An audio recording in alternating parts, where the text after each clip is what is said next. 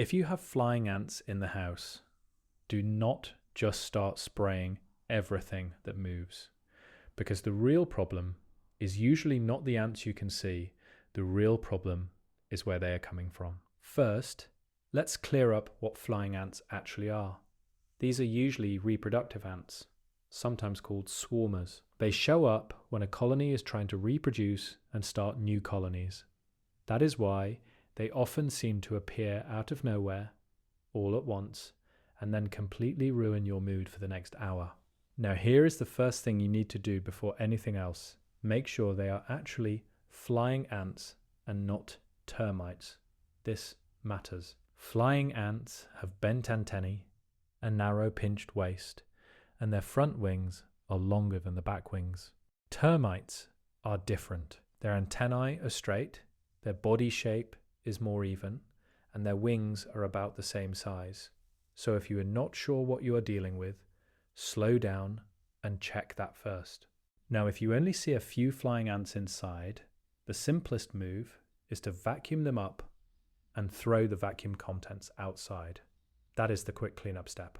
But if you are seeing a big swarm indoors, that is a different story. A significant swarm inside the house can mean the colony is inside the structure somewhere or very close to the foundation.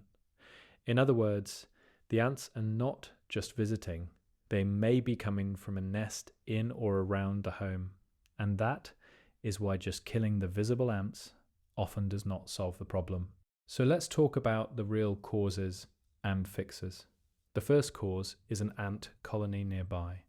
Sometimes the nest is outside near the foundation, under a rock, in soil, under a patio edge, or behind exterior siding.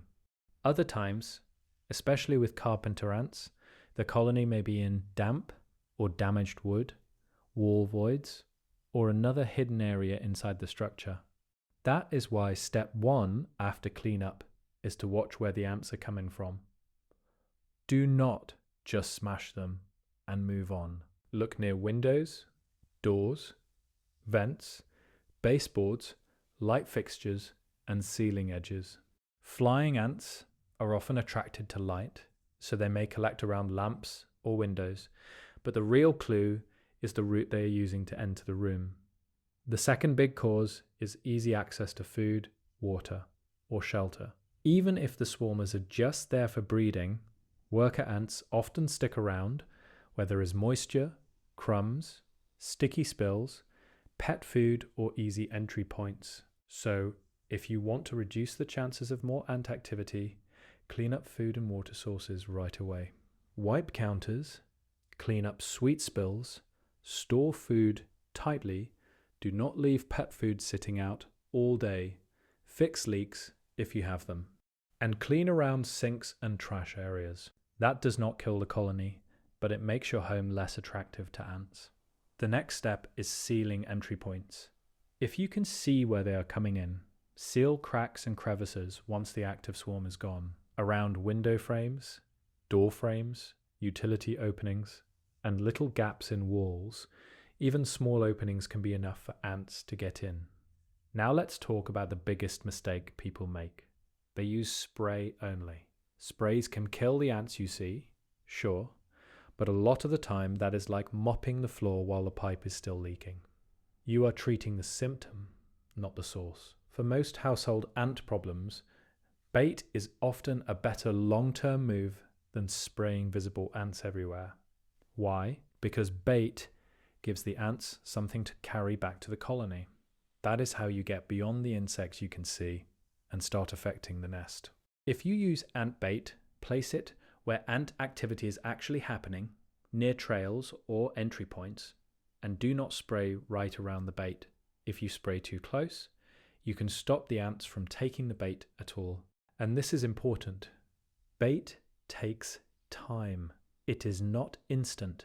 So do not put it down and then give up in 10 minutes because you still see ants. Now, if the ants you are seeing are large, dark, and you suspect carpenter ants, take that more seriously. Carpenter ants do not eat wood like termites, but they can nest in damp or damaged wood and expand into structural areas. If you are seeing a large indoor swarm of carpenter ants, or you notice signs like frass, which looks like coarse sawdust, then this is a good time to think about professional pest control instead of trying to outsmart the colony on your own, especially if the nest may be in a wall, ceiling, or damaged timber. So here is the simple plan. First, identify whether they are flying ants or termites. Second, vacuum up the ants you can see. Third, watch closely to figure out where they are coming from.